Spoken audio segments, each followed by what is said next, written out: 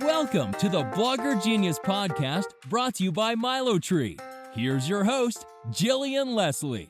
Hello, everyone. Welcome back to the show. Hey, if you are liking the Blogger Genius, please do me a favor. Head over to iTunes and give us a rating. I would so appreciate it. Also, if you want to reach out to me with feedback, guest suggestions, anything, I'm at jillian@mylatorre.com, and I'd love to hear from you.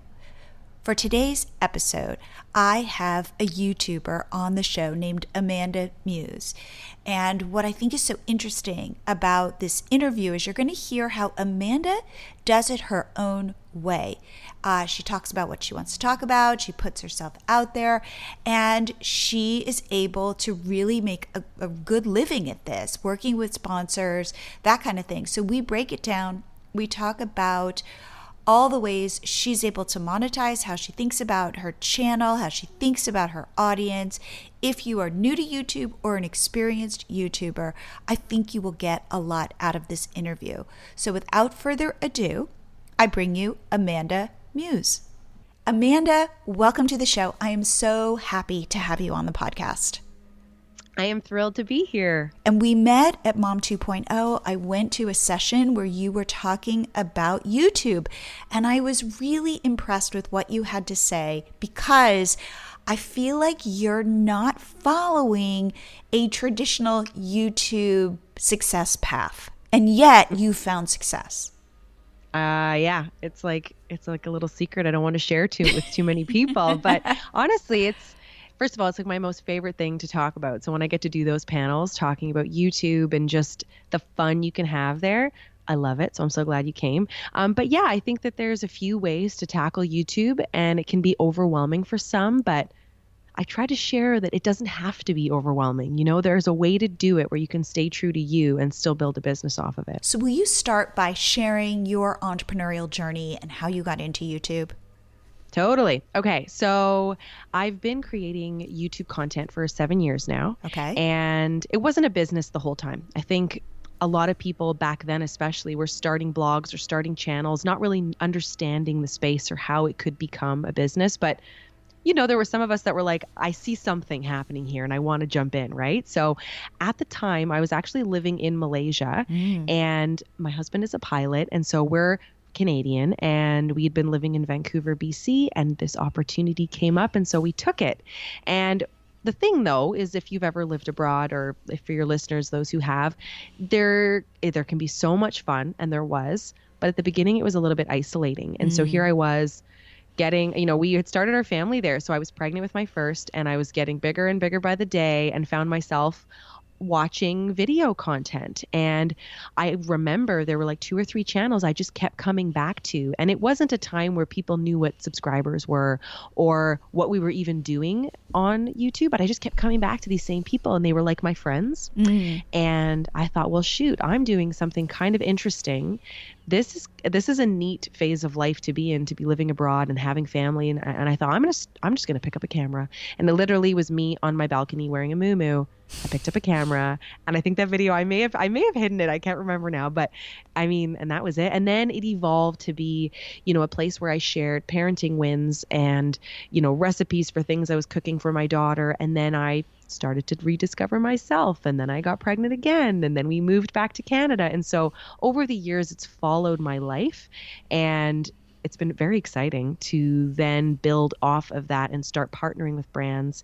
And then I most recently have launched a podcast myself called The Sandwich. And it's just, What's it about?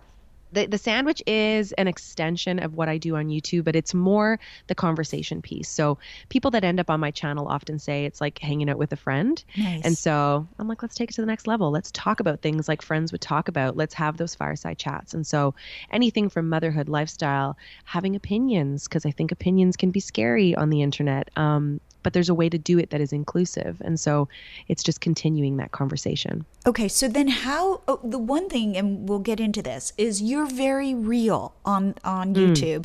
I feel like you're not showing a a filtered version of yourself, and yet you've had, that's been a positive for you, and you've had success. So first of all, how do you make money as a YouTuber? And then let's talk about what it's like to be real on YouTube. Sure. Okay, so tackling the monetization, because it can be a little bit strange because there are certainly a few ways. There's two main ways. The first way is off of your AdSense. And so we've all heard of the channels, because there's some crazy successful ones where they get tons and tons of views, and they don't necessarily need to partner with brands because they make all of their money off of the views that they accumulate. And there are some channels, like just talking numbers, that make like $60,000 a month just off of views, wow, which is insane. And these are channels with millions and millions of subscribers. Yes, and maybe not millions of subscribers, but millions of views for sure. Okay. On every video. Okay. So there's that way. Now, but by the way, okay, you have how many subscribers? So I just passed 61,000 subscribers. Congrats. Yeah. Okay. Thank you. But I kind of, it's funny, because when you're an ambitious person, you're always like, okay, well, what number do I want to be at? How long have I been at this? Is that enough? Right. Right. But in the last, I feel like in the last couple of years, there's been a lot of talk about these niche markets and niche creators. And so my channel, where I make my income, is in brand partnerships. And so I think it was about 3 years ago, I'd actually moved back to Canada 4 years ago. And then after a few months, kind of figured out, hold on, I'm not this island making content. There's lots of other creators. And not only that, but there's agencies starting to work with creators and representing them in the digital space. And so I work with a team. And I think this is another thing, is that sometimes there's this illusion that you're just like this lone wolf and you're making all of this, business happen by yourself. That is not the case.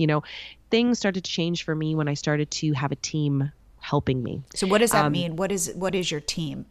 Like right. How did you start building it, and what people did you add and all that? Mm-hmm. So for me, just getting down to it, here I was back in Canada. It's a lot more expensive to live in Canada, and I just don't feel you can do it on one income. So I remember sitting with my husband and being like, okay, I'm either going to go into real estate or I'm going to try to make a go of this channel of mine because I love doing this.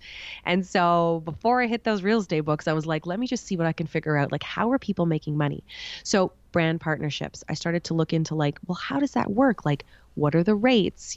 How do I even figure out what rates are? I feel then and even now, people hold their cards quite close in terms of, what is an appropriate rate to charge? Do you give away content for free initially in hopes that you'll start building this portfolio of what you can do? Like, there's so many ways to do it. So I ended up figuring out, I kind of was a bit of a detective, and I was like, okay, who in Canada is actually making a go of YouTube in a way that they're able to make a living off of it? And then I attended an event and I saw who all these people were. And then I did more research and was like, well, who are they represented by? And it's almost like acting, like an actor would have an agent. Yep. A talent in the content creation digital space also they have agents and they have teams of people. And so in Canada, I work with a team called Kin Community, and they work with there's also one in the States actually, but the Canadian branch works with, a small group of creators. I think they only have like 30 creators they work with who in their eyes create very quality content. And they pitch to brands, like recently I've worked with, Walmart Canada and Roots Canada, and you name it, I've kind of done it, like Wendy's. And it's been very exciting because what they do is they know how to say the words that make this industry sound credible. Not that it isn't, but you know what I mean? Like, all know. I do. We know that this is like $1 billion industry, and it's going, if it isn't yet, it will be. Like, there is so much money to be made because we're all on our phones and we're all paying attention to what our favorite creators are doing. And it's such an interesting way to advertise. And so brands just need to understand how they're going to benefit from it. And sometimes we as the creator don't know how to say that. Like, how do we justify or validate what we're doing because we're creators? We're not, like, this is the trouble with YouTube, for example, and likely a lot of other platforms, but you're not just the creator and the talent. You're the producer, you're the writer, you're the editor, you're the makeup artist, you are everything. You're the marketer. Yep. Yeah. Yep. You're the technical person.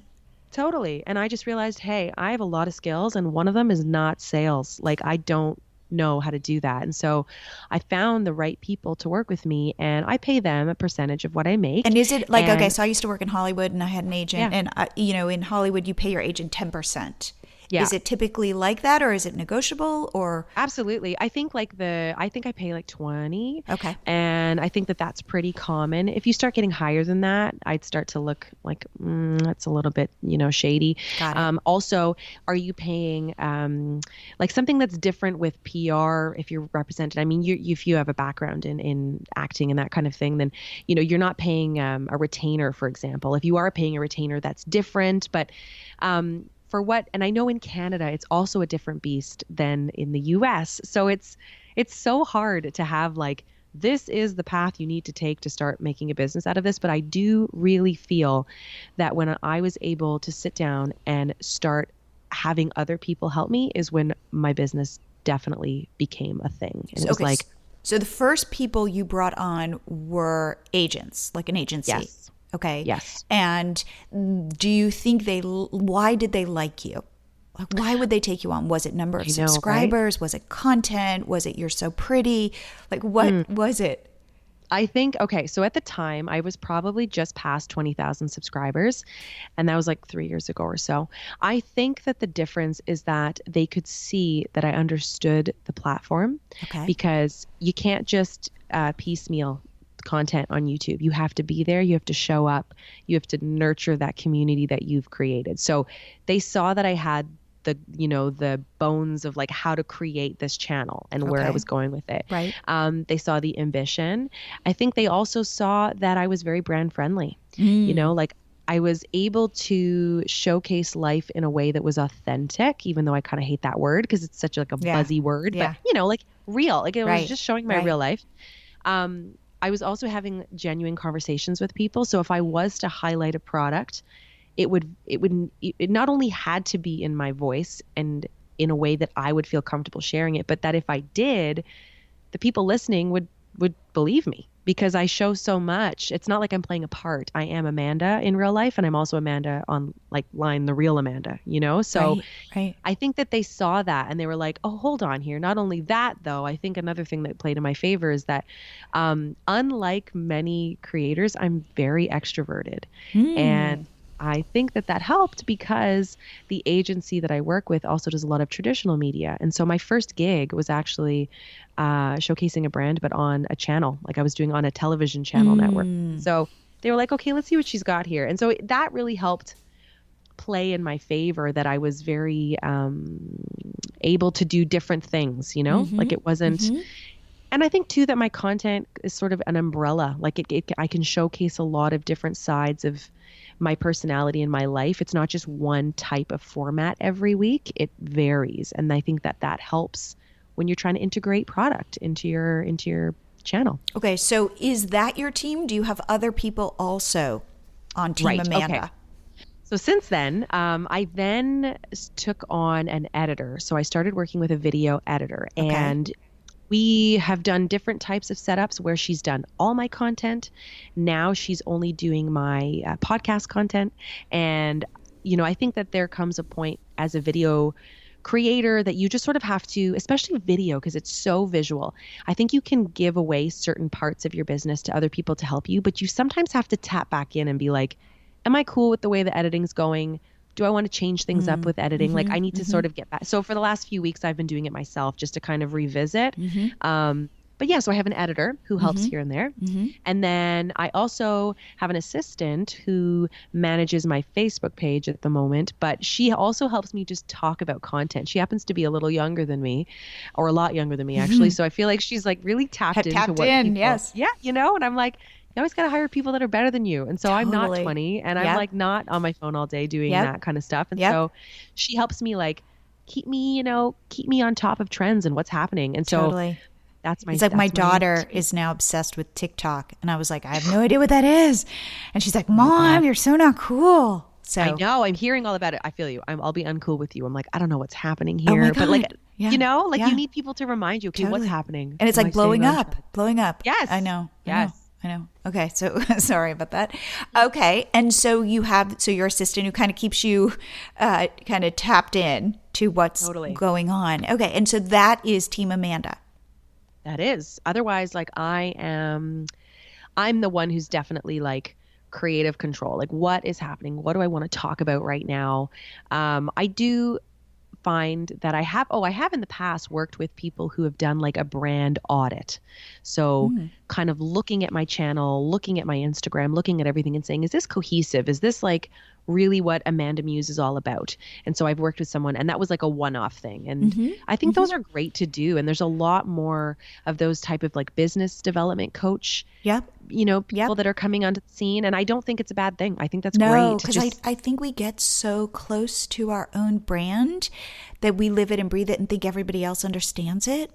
And I'm always looking for fresh eyes, always, because there'll be a typo on my site and I won't even see it because I've seen my site so much, and then somebody will be like, do you know that you have the word the twice? And I'm like, oh my God, that's been there for 6 months.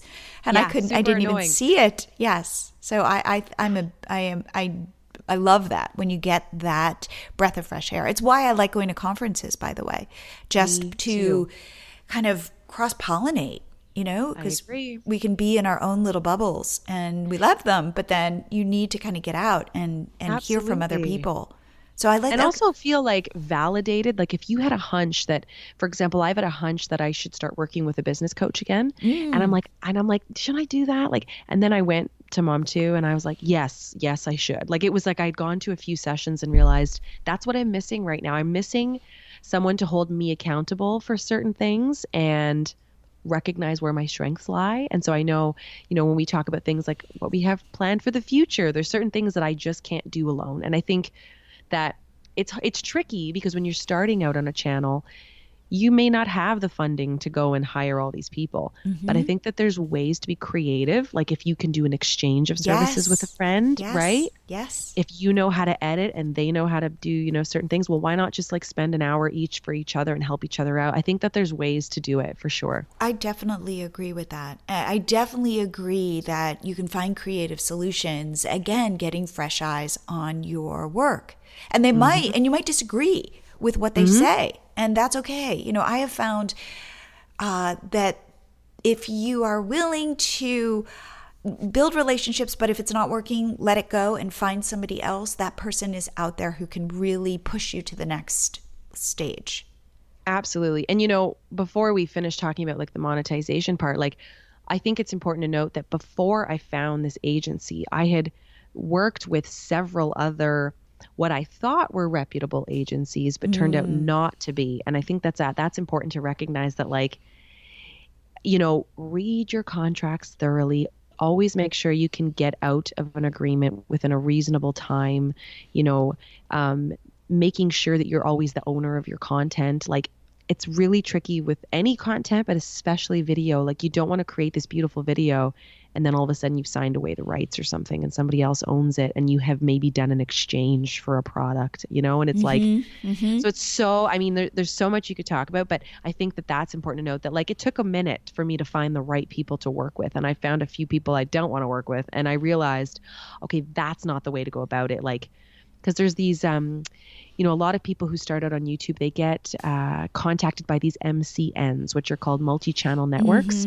And essentially, like in simple terms, they get a lot of channels together, take a percentage from each channel, and then they make a lot of revenue from these channels just from their AdSense, from the money they're making from YouTube directly, which every YouTube creator will make once they pass a certain threshold, which I think is like 1,000 subscribers and 10,000 hours or something like that.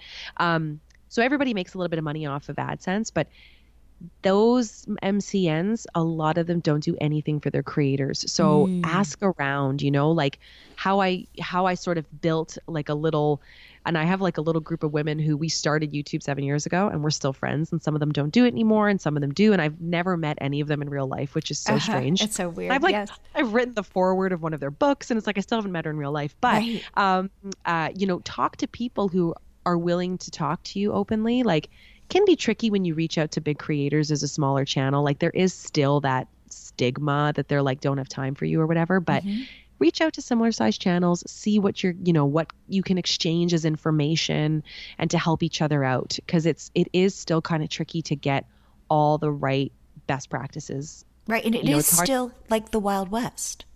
Oh God. Yeah. Oh yeah. So it's like, because everybody's kind of figuring it out. Oh yeah. And there's so many ways to go about YouTube that it's like, even when I watch YouTube best practices or whatever, I'm like, yeah, I pull bits and pieces from it, but my channel is not like their channel. And it's like, you have to really, how can I change this and make it work for what I'm creating? Because it's not one size fits all on YouTube. Hey, are you a blogger or entrepreneur who loves their business, but is a little overwhelmed with all that you have to do in a day? Well, you are not alone. We all feel this way. So I want to share a pop-up tool that will increase your social media followers, grow your email list, build your traffic, and it is called MyLatorre. MyLatorre is a pop-up app that my husband David built for our first site, Catch My Party. In the 4 years that we've been using the MyLatorre pop-up on Catch My Party, our Pinterest account has grown exponentially to over 1.1 million followers. And our Instagram has grown to over 160,000 followers. And these social networks now drive millions of page views to our site every single month.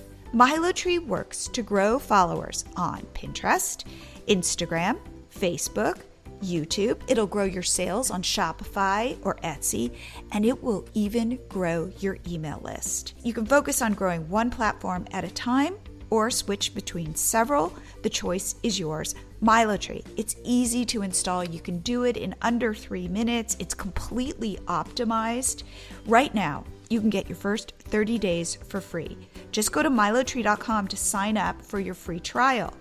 If you are not converting your site visitors into followers, subscribers, and customers, you need to change your strategy. To take the first step, head over to MyLatorre.com and start your free trial. There's no risk, and you'll be joining thousands of other professional bloggers who are already using MyLatorre to grow their businesses. As a bonus, once you sign up, I'll send you valuable business tips each week to help you continue to accelerate your growth. You can't be everywhere all the time, so let MyLatorre work for you.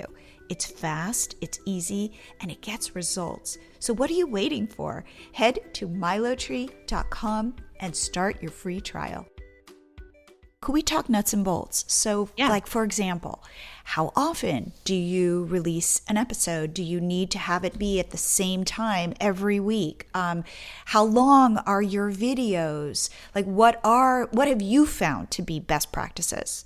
Right. Okay. So definitely show up weekly. So for me personally, I have done different things over the years. Right now, I'm making 2 videos a week, every week, Mondays and Thursdays, and I don't miss it. Wow. So that's really important. It's also really hard. So for example, yesterday I had a sick day and I would normally have created a video yesterday, edited it today, and it would be up tomorrow, for example, but I didn't do that. So instead, I'm going to be doing a live video on my channel to cover a couple of areas. One, it gets that community engagement, and my audience loves doing live videos. So that's awesome. Lets them have a little piece of me that's more accessible because it's like I'm right there, right then. So if they're on there as well, they can ask questions. I can say, people's names.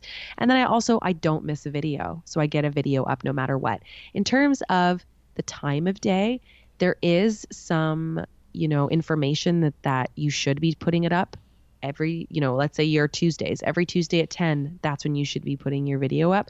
For me, that's like nearly impossible. I aim for like 9:30, but I mean, give or take. I feel like the day is what I aim for. So as long as and what happens is YouTube will, favor that. It'll recognize that every Tuesday you're bringing people into YouTube and they stay on and they come directly to your channel, and then they probably go off onto other channels. And so they will recognize that, and the algorithm will favor your channel. Right. The algorithm, like everywhere, changes. Okay. So yep. Always changing. And so I just try to watch a few creators whose content is all about YouTube. Got it. So there's one in particular, if people are looking, his name is Daryl Eves. Yep. He spells his name kind of weird, but Yeah. And doesn't he? I went to his conference. You what is it did? called? Vid Summit. Vid Summit. Yes, a couple of years ago. So yeah, he's that's cool. He's super knowledgeable about everything. Yes. Oh, he totally is. And so for anybody, I mean, it can be a bit dry, that type of content. I personally find it fascinating because I love understanding analytics, because it's almost like reverse engineering. If you can figure out how people are watching your content, you create content they want to watch. Totally. So yeah, I think it's just. And how long are your videos? So for my channel, because it tends to be conversational, my audience wants to sit and watch a little bit. So I try to go no less than 7 minutes. Okay. YouTube does favor longer content. So, I've been around long enough where YouTube, there was a time where they wanted like 2-minute videos. Right. Well, now they want people to stay. Yep. So if you think about YouTube, think about it like the Netflix, of content. It's like they want you to come in. They want you to stay. They want you to watch a couple videos and then kind of stay on the platform. So I try to do between 7 and 17 minutes. That's like my Okay. Yeah. So tomorrow when you go live, how long do you think you'll go live for? To be honest, I'll probably go live for like about 45 minutes to an What? hour. Oh my God. I know. Oh my because God. the thing is, one, I love to chat, but also you just get talking with people because they're engaging with you. Okay. So I try to go no less than 20 minutes for a live video, because it takes, what happens is, so you go live and then it'll send out notifications to some, not all of your subscribers, to say, hey, like Amanda's live. Yeah. Yeah, go join her. So you got to give people time to trickle in. Okay. And then as they trickle in, you're now chatting. And now I want to answer everybody's questions, because the only reason I have this job is because people watch my videos. And so I want to show my gratitude towards people. So it's like, well, let me answer all your questions. And then we get talking, and then I forget that an hour's gone. So it goes really quick. Oh my God, that's amazing. Yeah. Okay. And what kinds of questions are people asking you? So I tend to, for example, when I go on a live video, I tend to have something I want to talk about. So some sort of theme, which lately could be, I talk about relationships, because my husband and we have an age difference. And so people are quite interested in that, what's the age difference? It's 15 years. Okay. And so he's turning 50 this summer. And it's just funny. Like, I had no idea that people were actually coming to my channel. Once I started reviewing analytics really thoroughly, they were coming there because of age gap relationships. And I was like, weird. Yeah. So I was like, well, if you're here for that, let's talk about it. So we'll talk about that. And sometimes I'll get him to do a live with me. I always like sneak him in there. They love it. Or I'll just talk about, if there's something like an article or something that's come up in the news, or like a hot trending topic, we'll talk about that. Like, I'll start with that. Okay. And then let's say 20 minutes in, I'm like, hey, you know what? Let's just talk about stuff. Like, what, you got some questions? Like, and we'll just do like a general Q&A. So as you start to build this audience and build your community, you'll figure out why people are there. Like, if you're a DIY type of channel, and you're going to do a live video, maybe you're doing a tour of your DIY room, and you're just like, hey, here's my favorite 5 products that I love to use. So you'll figure out why people are on your channel, and then you'll cater the content to them. Okay. Now, how much of yourself are you willing to share, and how much do you hold back because it's just too personal? Right. I mean, especially as you're saying you're sharing about your relationships and things like that. I'm pretty much an open book. Things that I'm very private about are, it's funny because people who watch my stuff are like, oh, you share so much, but there is strategy, and there's things like, I actually don't say where I live. I don't vlog near or around my home, because I do these types of content or types of video where it's like a follow me around type of thing. So come and hang out with me, and we're going to go do a day together. But I'll never share like the outside of my house. I don't share things that are personal to my children. Like, I don't. How old are your kids? Yeah, I was going to say they're 5 and 7. Okay. And so the little one, I mean, I can still get away with sharing a lot. But my daughter, she has friends at school who know that her mom has a YouTube channel. So it's like, I'm not about to. My daughter is 12, and back in the day, she was in all my sponsored posts, and it was like, eat that pudding and smile, and you know what I mean? And and I like, it's funny because I would not share her like randomly on Facebook, but if a brand was paying me, they wanted new fall clothes, like we were going shopping and I was taking photos, and she thought it was cool. And now she is 12 and she wants nothing to do with anything that I'm posting. I just started like my own Instagram account. By the way, please follow me, everybody, Jillian Tober Leslie. Which is weird because, I have these other Instagram accounts for our other businesses. But it's like I said to her, like, you will not be in this Instagram account. Even if I'm sharing my life, like, I promise you, unless you give me permission, like, you are not part of this. And so it's interesting how your business kind of changes as your kids get older because you recognize, oh, they have separate lives. Absolutely. And I mean, and the thing is like, I'm so, like you said, you're so respectful of your children. And it's like, so just the other day I said to Esme, this little campaign came in and it was just a small one. And I said, if you take this photo with me, you can go buy yourself an iPad. And she was like, done. So she took that photo and she marched her way into that store and she was hi, I'm buying my own iPad. And I was like, yeah, like, so I like to empower them. Like, and even when I do campaigns, I'll tell the brands, yeah, my kid, one or two may or may not be in the photo. Like, they're children and they're not child actors. And so they don't have agents on set and there's no one, I'm their advocate. And so that's the one thing that I've always tried to enforce on my channel is like,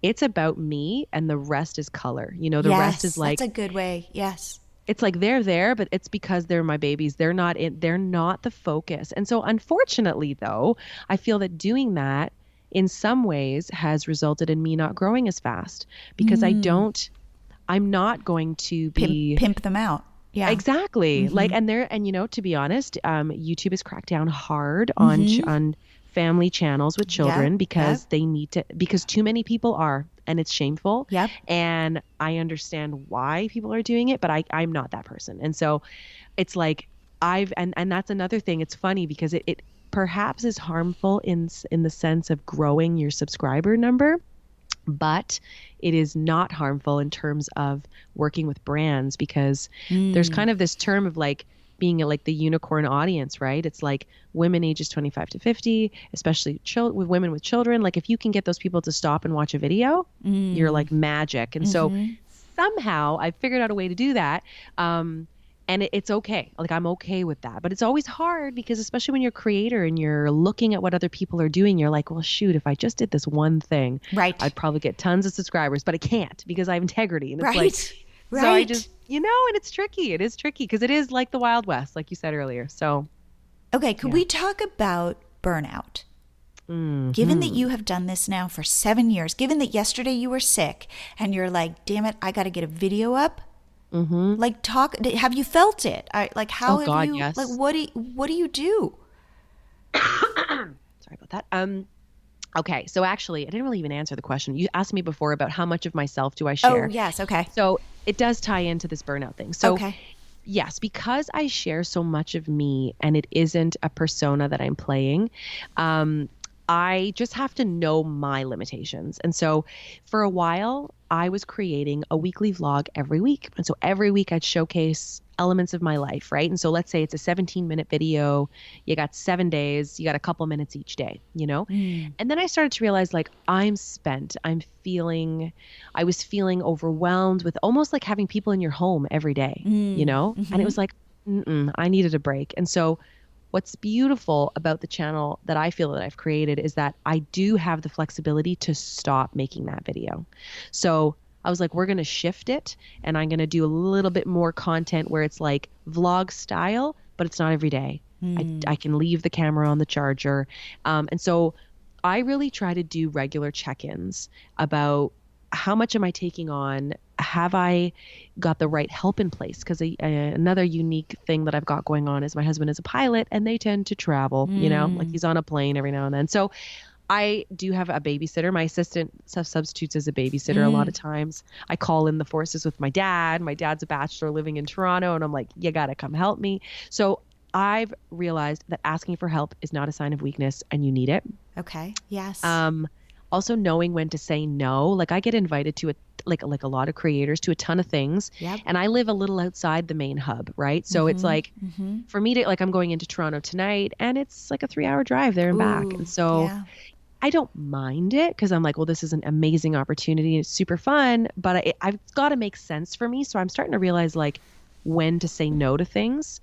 And also I am a huge advocate of talk therapy. And so I do a lot of self-help self-help stuff. Like I go to therapy regularly. I talk about it on my channel. And I feel that allows me to check in and like, am I taking on too much? I love working out. And so I make fitness a priority so that I can, make sure to stay balanced. And then also it's not the end of the world if I don't have that video edited, like for tomorrow, for example, it's like, I'm just a mere mortal, and like my audience, they're also human beings. They know I'm not a machine. And I'm also very transparent. It's like, if you were following my stories, you knew I was sick. So it's not going to be a surprise if I miss a video. In fact, people are often like, Amanda, like skip the podcast this week. You're good. We know you're traveling or we know you're under the weather. Like it's not the end of the world. But it is tricky. I think burnout's a real thing. And I do have really great friends in the industry who kind of keep tabs on me and vice versa. And it's like, we can tell when we're kind of going in that direction. And you'll often get a text or like a little phone call. And it's like, are you good? Do you need to grab a coffee? So it's tricky though. I feel like it's just really hard to avoid burnout. Yeah. Now, how do you see your business growing and changing as both you are growing and changing and your family is growing and changing? That's a good question. Well, most recently, like last summer, I launched the podcast because I started realizing that the way that people were consuming content was shifting. And I started realizing, well, especially as, women with, and my audience is predominantly women, although there are some men there, which is great. But, there's a lot of women. And at this phase of life, especially like your mid 30s and onwards. Like, with kids, busy, absolutely. Man. Yes. Busy, juggling things. Yes. And whether it's like the working mom or the stay-at-home mom or the woman who has got, a wild career that she's nurturing, like there's only so much time to watch a video. And I was like, okay. I've got a message to share. People are podcasting. Let me think about this. And so I realized, well, podcasting, as you know, you can do this and something else. You can be driving. You can be washing dishes. Absolutely. It's an amazing way. So it's like, why am I not tapping into that? And so I start to realize, okay, I'm gonna add this arm of my business. And so as I grow and as I continue to develop my brand, I'm always paying attention to like, what are people doing right now? How are they consuming content? And then also, what do I want to do? So, I'm working on a couple of like live events that I'd love to host and start bringing my community off of the internet and together in real life. And like, how can we take it to that next level? I talk a lot about like loneliness and making friends. Like there's a thing happening where as much as we're connected, there is this isolation that's happening, right? And so I'm like, okay, well, how can I bring people together in that way?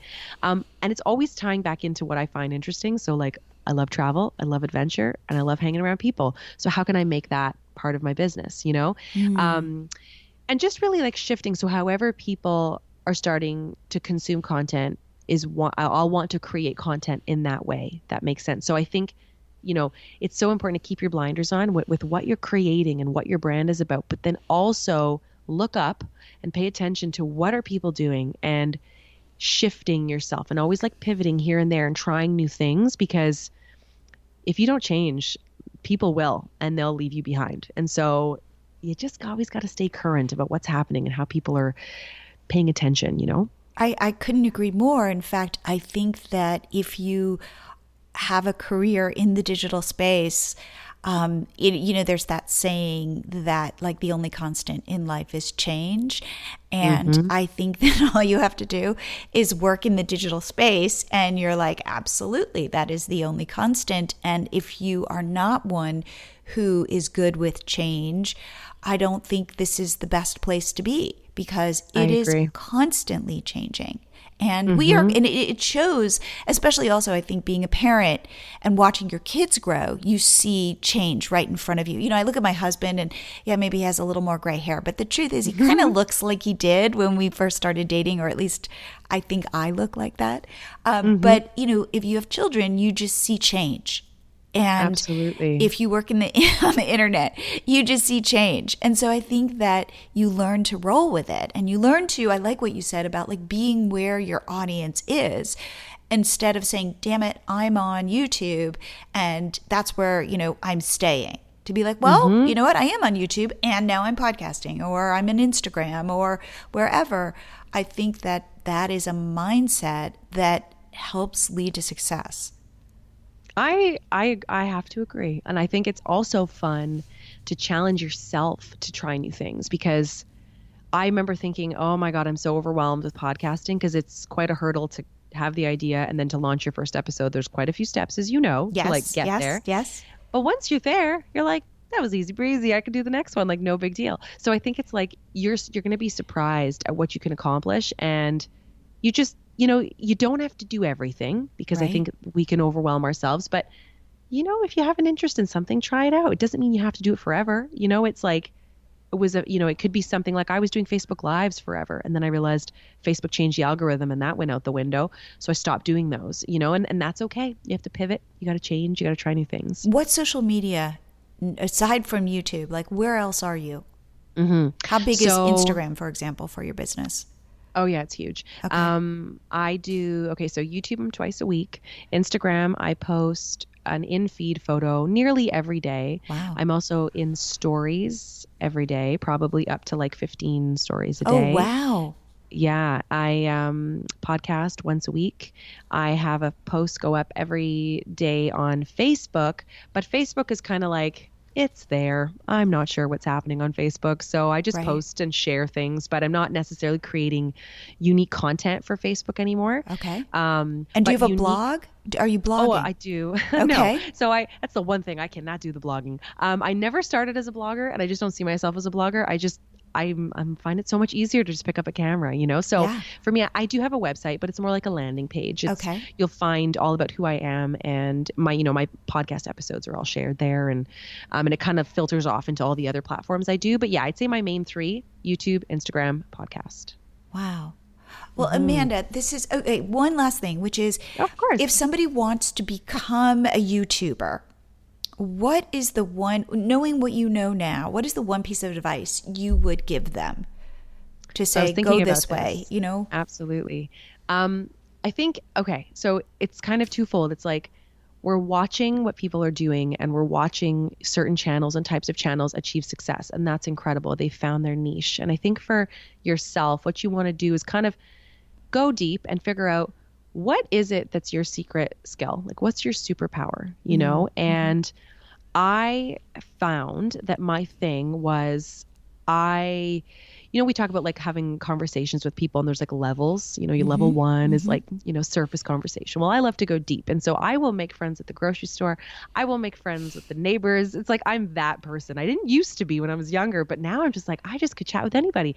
So on my channel, what I do is I found when I'm speaking to the camera, it's like I'm speaking to one person. And even my dad will message me and he goes, it's so funny. Like, I'm watching your video and I feel like you're talking just to me. Wow.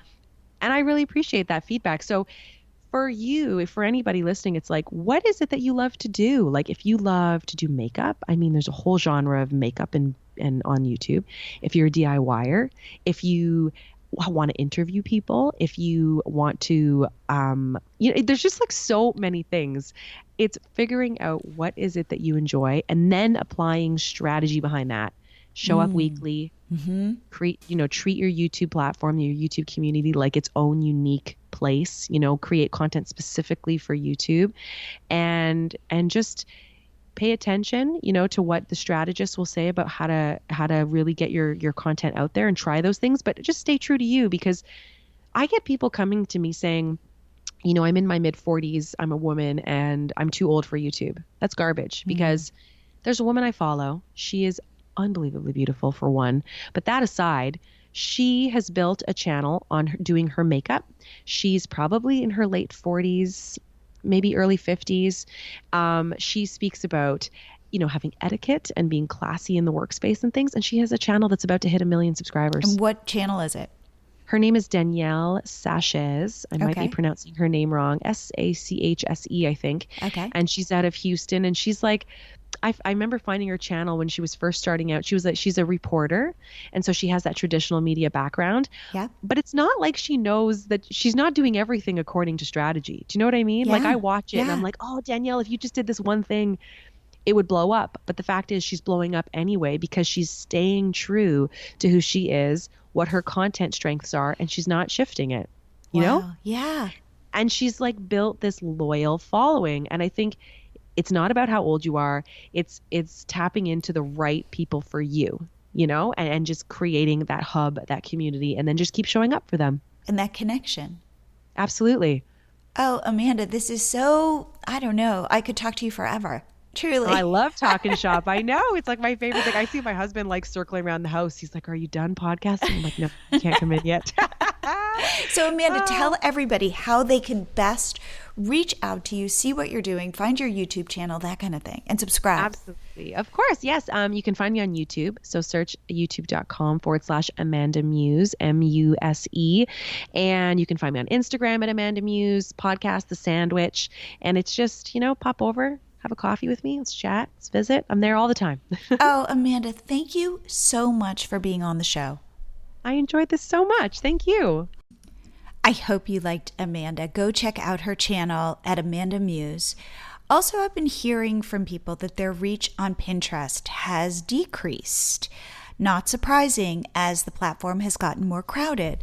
So one way to increase your reach is to grow your followers. It's a signal to Pinterest that your account matters. If you have not checked out MyLatorre, you install it on your blog, it will grow your Pinterest followers. Try it out for 30 days free. Head to MyLatorre.com, and I will see you here again next week.